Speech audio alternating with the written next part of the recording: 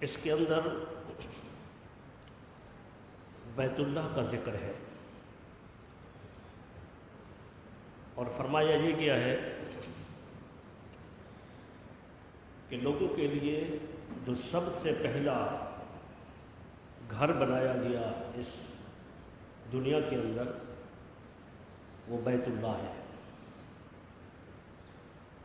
ان اول بیت وضع للناس، بے شک پہلا گھر جو لوگوں کی عبادت کے لیے بنایا گیا للذی ببکہ، وہ مکہ میں ہے،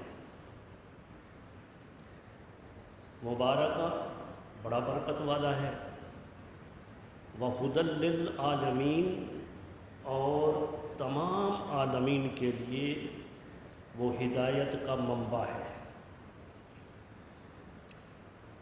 تو یہاں سے پتہ چلا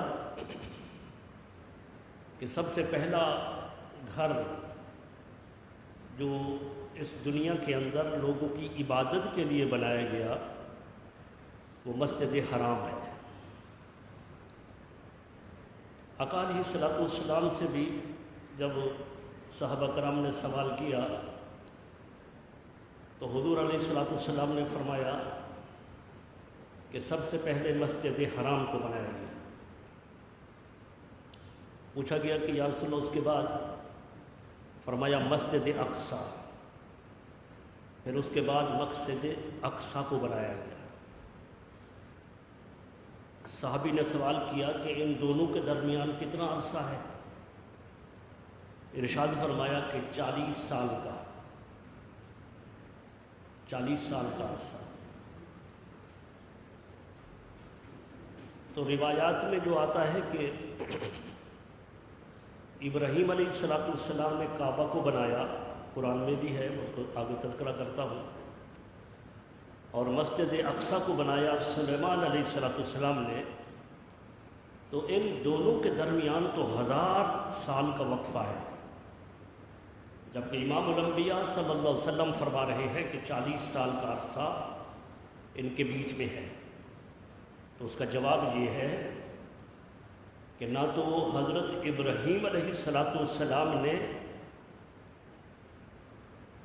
یعنی پہلی مرتبہ کعبہ کو بنایا، اور نہ حضرت سلیمان علیہ السلام نے پہلی مرتبہ مسجد اقصیٰ کو بنایا، بلکہ یہ پہلے ان کی بنیادیں موجود تھیں، اور حضرت ابراہیم علیہ السلام نے بھی خانہ کعبہ مسجد حرام کی جو تعمیر کی انہی پہلی بنیادوں پر کی، اور سلیمان علیہ السلام نے جو مسجد اقصیٰ کو بنایا، جنوں کو حکم دیا کہ مسجد اقصیٰ کو بناؤ، تو وہ بھی پہلی بنیادوں پر بنایا، نہ پہلے یہ بنانے والے نہیں ہیں۔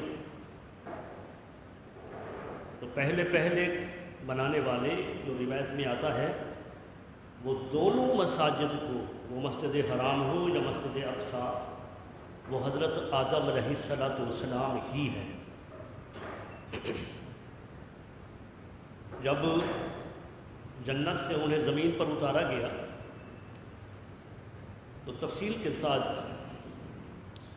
علامہ غلام رسول سعیدی نے تبیان القرآن کے اندر اسی آیت کریمہ کے تحت تفصیل کے ساتھ لکھا ہے، اور وہاں یہ روایت بھی موجود ہے کہ حضرت آدم علیہ السلام کے زمین پر اتارے جانے سے پہلے اللہ تعالیٰ نے بیت المعمور کے بالکل سیدھ میں نیچے یہ اپنا گھر بیت اللہ بنا دیا تھا، فرشتوں کو حکم دیا، وہ بن گیا تھا، اور اس وقت یہ یاقوت کا تھا۔ جب آدم علیہ السلام کو زمین پر اتارا گیا،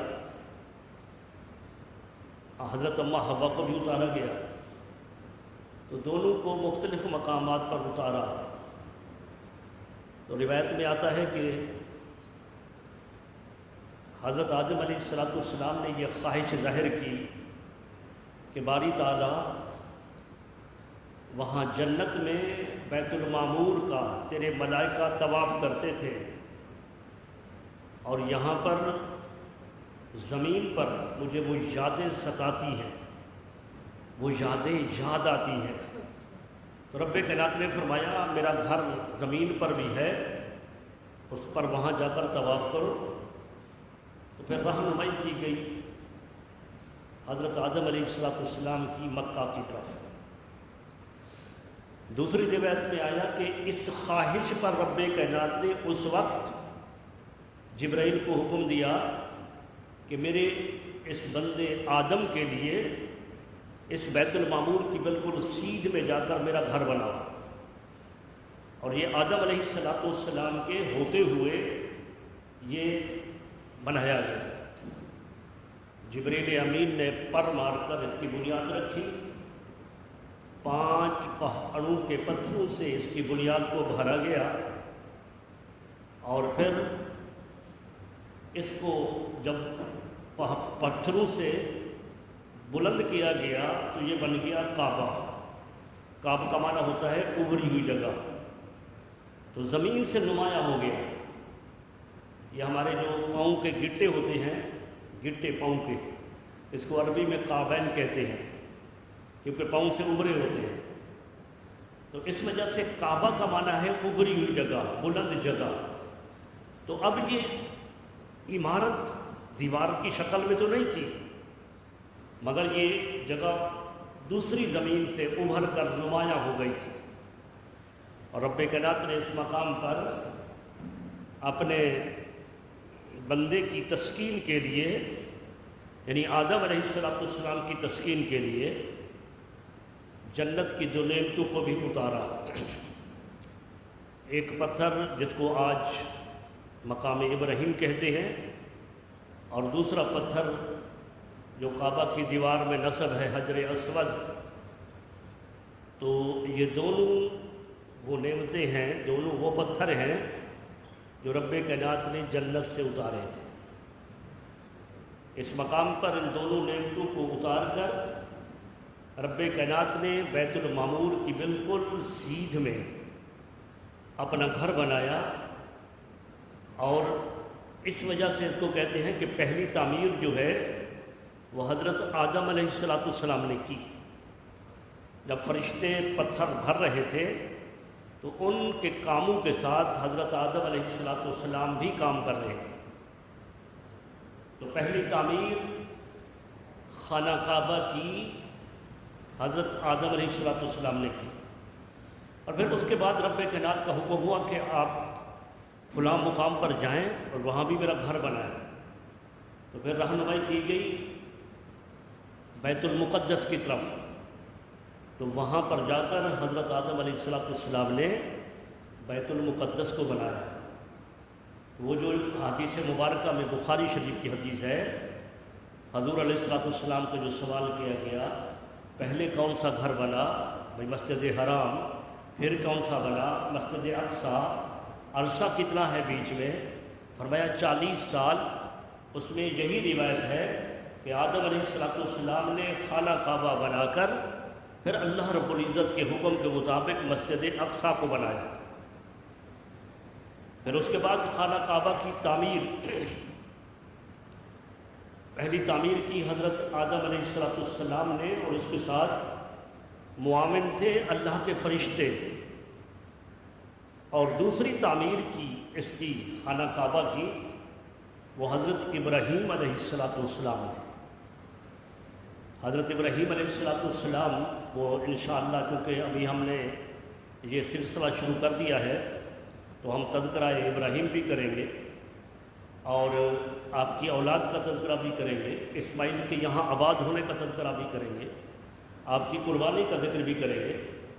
تو ابراہیم علیہ السلام نے جب اس مقام پر حضرت اسماعیل علیہ السلام کو، ان کی والدہ کو یہاں چھوڑا تھا، اور جب وہ بڑے ہو گئے تھے تو اس وقت پھر انہوں نے خانہ کعبہ کی تعمیر کی، جس کا ذکر قرآن میں کئی مقامات پر ہے، یعنی کہ یہ اپنا پہلے پارے کے اندر بھی ہے، وَإِذْ يَرْفَعُ إِبْرَاهِيمُ الْقَوَاعِدَ مِنَ الْبَيْتِ وَإِسْمَاعِيلُ۔ رب کائنات نے نام لے کر فرمایا وَإِذْ يَرْفَعُ إِبْرَاهِيمُ الْقَوَاعِدَ۔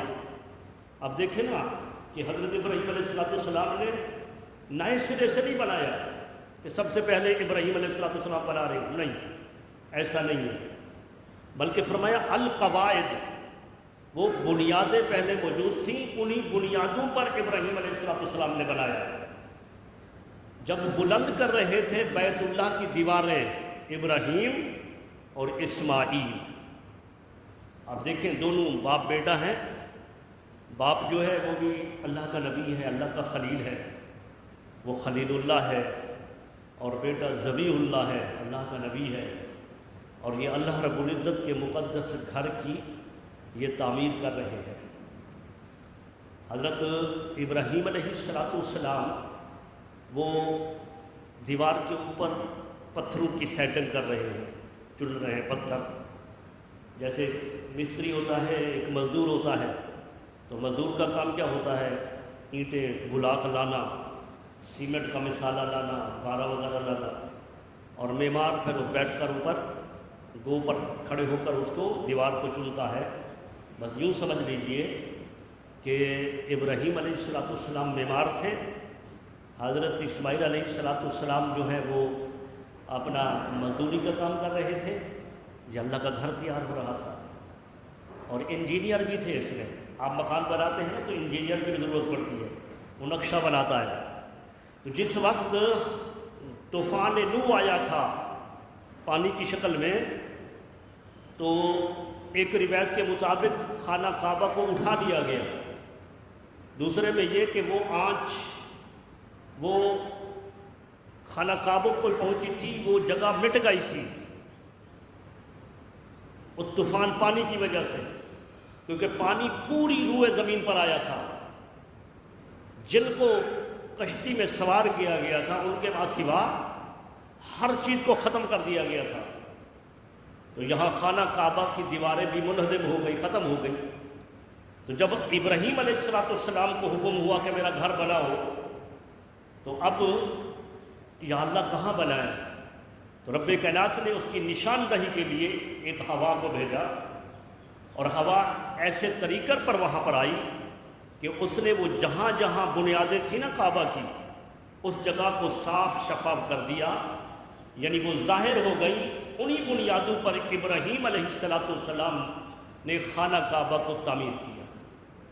تو یہ خانہ کعبہ کو حضرت ابراہیم علیہ السلام جو ہے وہ تعمیر کر رہے ہیں، اور نقشہ ایک روایت میں یوں آیا کہ ہوا کو بھیجا، اور دوسری میں نے جو بات کی کہ انجینئر بھی بھیجا گیا، وہ جبرائیل امین تھے کہ جاؤ میرے خلیل کو نقشہ بتاؤ، جگہ بتاؤ، نشاندہی کرو میرے گھر کی۔ تو حضرت ابراہیم علیہ السلام کے خانہ کعبہ بنانے کے لیے جبرائیل امین آئے، اور انہوں نے پھر اس جگہ کو نمایاں کیا، اور ابراہیم علیہ السلام نے اس گھر کو بنایا۔ اور ابراہیم علیہ السلام نے جب گھر بنا لیا تو سورہ حج کے اندر آتا ہے، رب کائنات نے فرمایا کہ اب ایسا کرو کہ لوگوں کو حج کے لیے بلاؤ، وَأَذِّنْ فِي النَّاسِ بِالْحَجِّ، لوگوں کو آواز دو حج کے لیے۔ اچھا، حج معروف ہے ابراہیم علیہ السلام کے وقت سے، لیکن ایسے طور طریقے پر نہیں ہوتا تھا جیسے آج امت مصطفیٰ پر ہے۔ وہ صرف بیت اللہ کا طواف تھا، بیت اللہ کا طواف کرتے تھے۔ تو ابراہیم علیہ السلام کے ساتھ وہاں ان کا بیٹا تھا اسماعیل، یا قوم جرہم جو وہاں رہتی تھی، چلو وہ تو خانہ کعبہ میں وہ آباد تھے اس مقام پر، اس کے ماں سوا تو قریب کوئی آبادی نہیں تھی۔ تو ابراہیم علیہ السلام نے عرض کہ باری تعالیٰ، یہ میں یہاں لوگوں کو حج کے لیے بلاؤں تو میری آواز کہاں تک پہنچے گی؟ کون میری آواز کو سنے گا؟ تو رب کائنات نے فرمایا کہ علیک النداء و علی البلاغ، اے میرے خلیل، آپ کا کام صرف ندا دینا ہے، لوگوں تک آواز کو پہنچانا یہ ہمارا کام۔ تو پھر اونچے مقام پر ایک پہاڑ پر ابراہیم علیہ السلام کھڑے ہوئے، اور انہوں نے لوگوں کو کہا، یا ایھا الناس ان اللہ فرض علیکم الحج اے لوگو سنو، یقیناً تمہارے اوپر حج فرض ہو گیا ہے۔ تو رب کائنات کے پیارے حبیب نے فرمایا، جب ابراہیم علیہ السلام نے یہ ندا دی کہ لوگوں تم پر حج فرض ہو گیا ہے، تو جو جہاں بھی تھا، جس جگہ پر بھی تھا، وہ زندہ تھے تو جس مقام پر تھے، سبھی نے اس آواز کو سنا۔ جو مدر رحم مدر کے اندر تھے انہوں نے بھی اس آواز کو سنا، اور جو باپ کی پشتوں میں تھے انہوں نے بھی اس آواز کو سنا۔ اور ہم تو اس وقت موجود نہیں تھے، لیکن عالم ارواح میں موجود تھے۔ تو عالم ارواح کے اندر وہ جو قیامت تک آنے والی تمام ارواح، اس تمام انسانوں نے یہاں پر آنا ہے، تمام نے اس آواز کو سنا۔ اور جس نے کہا لبیک، جس نے ایک مرتبہ لبیک کہا، وہ ایک حج کرے گا۔ حضور علیہ السلام سے سوال کیا، یا رسول اللہ اگر کسی نے 2 مرتبہ کہا؟ فرمایا ہاں، جس نے 2 مرتبہ کہا وہ 2 حج کرے گا۔ الغرض جو جتنی مرتبہ لبیک اللہم لبیک کی صدا بلند کرتا گیا، اسی مرتبہ اللہ تبارک و تعالی نے اس کے مقدر و قسمت کے اندر حج بیت اللہ کو لکھ دیا۔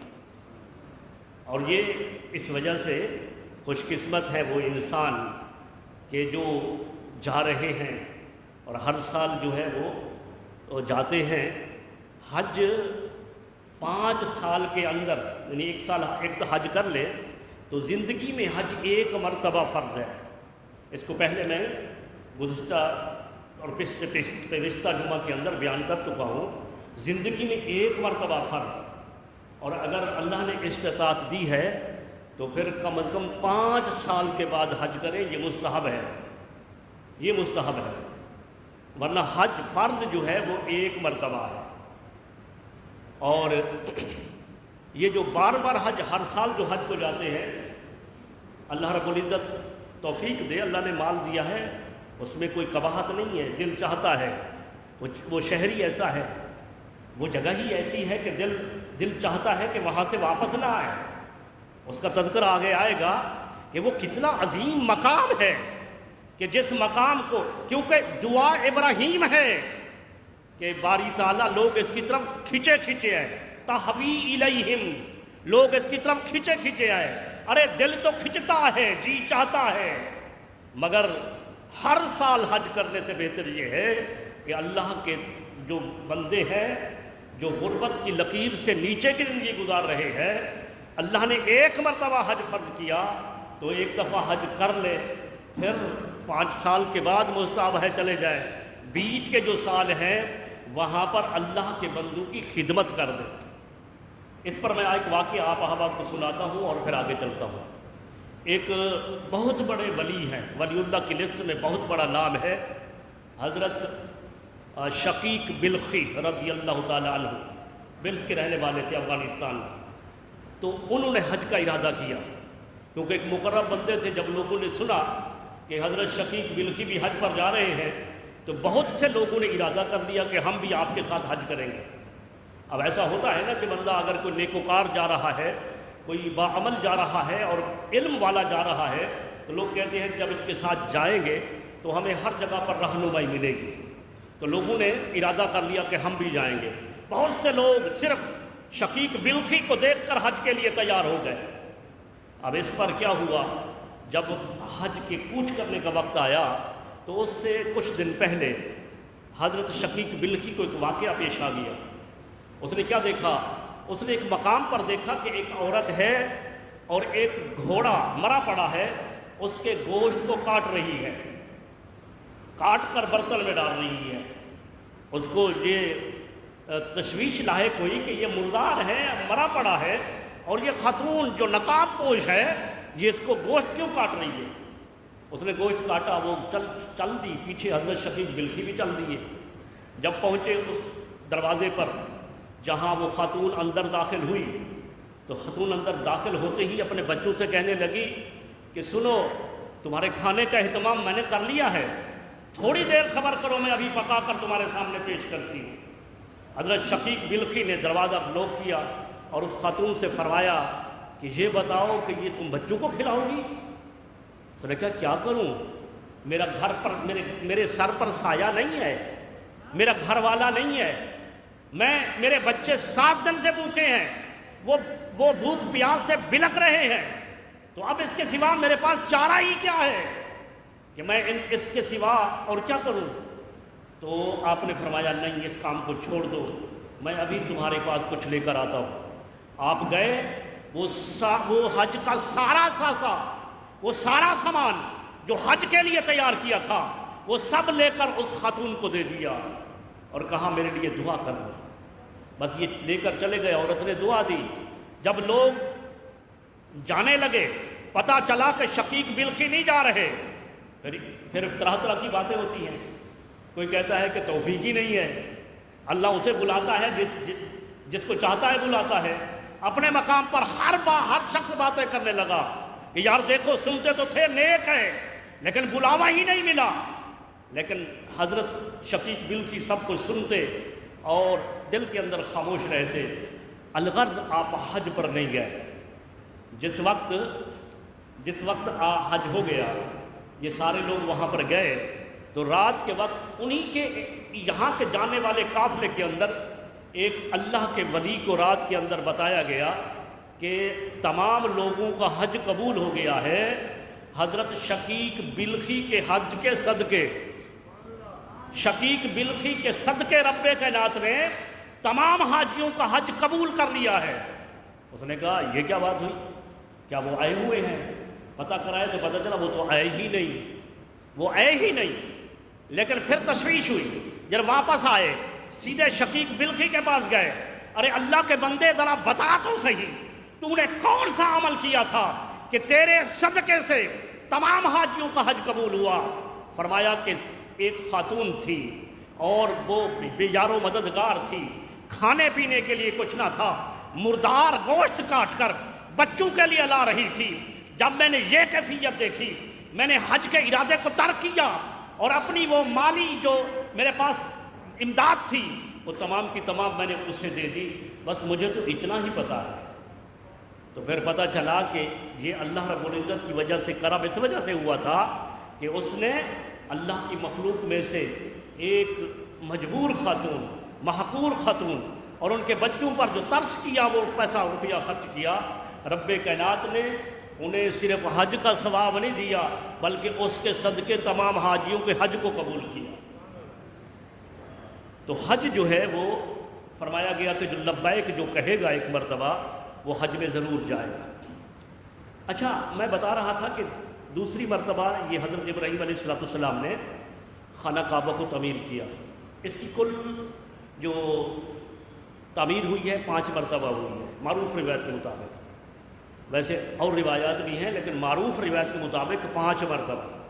پہلی مرتبہ آدم علیہ السلام نے بنایا، دوسری مرتبہ ابراہیم علیہ السلام نے بنایا، جس کا ذکر قرآن میں، حدیث میں، قرآن میں پہلے پارے کے اندر اور سورہ حج کے اندر بھی پہلے پارے کے اندر وَإِذْ يَرْفَعُ إِبْرَاهِيمُ الْقَوَاعِدَ مِنَ الْبَيْتِ وَإِسْمَاعِيلُ، اور سورہ حج کے اندر بھی اس کا ذکر ہے۔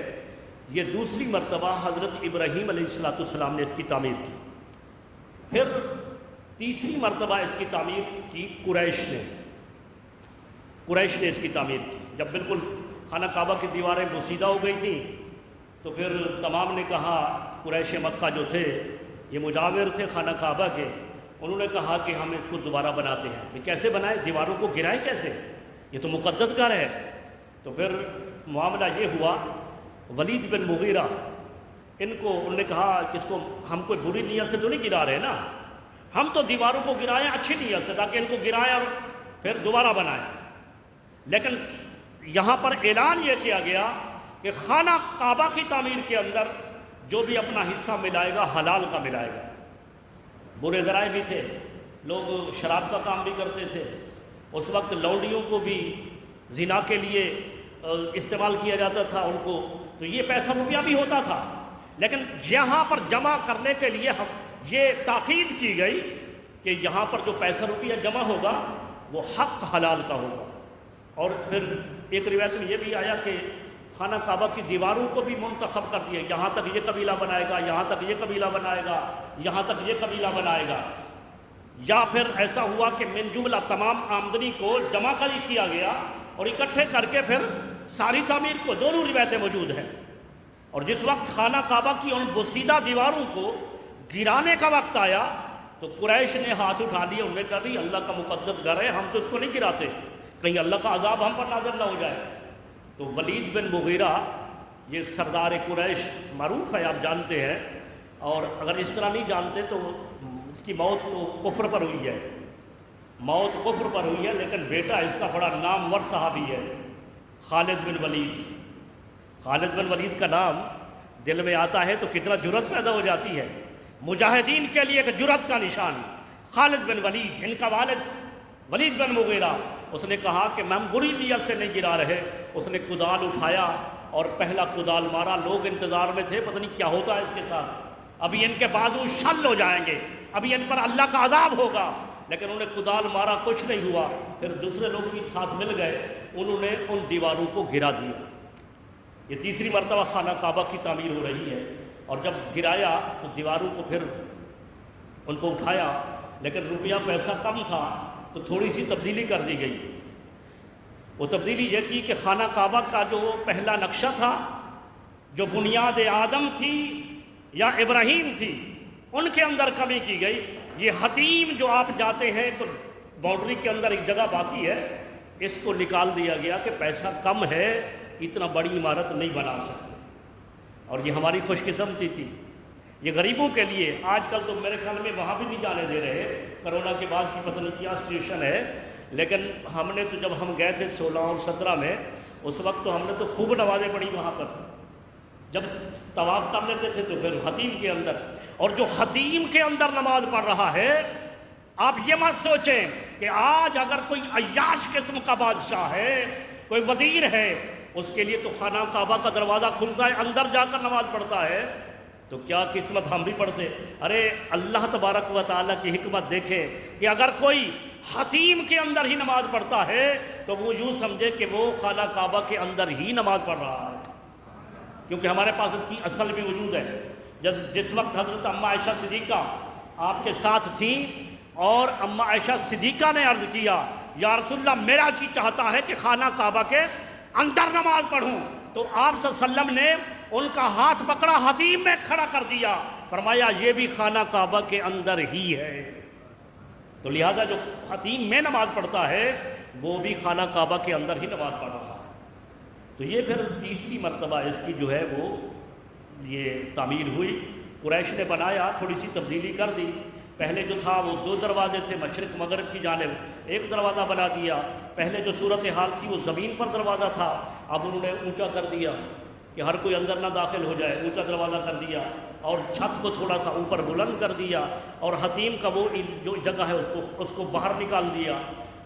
تو یہ تبدیلی کرنے کے بعد یہ قریش نے اس کو بنایا تھا، اور اس کی قریش کی تعمیر کے اندر خود امام الانبیاء بھی شریک تھے۔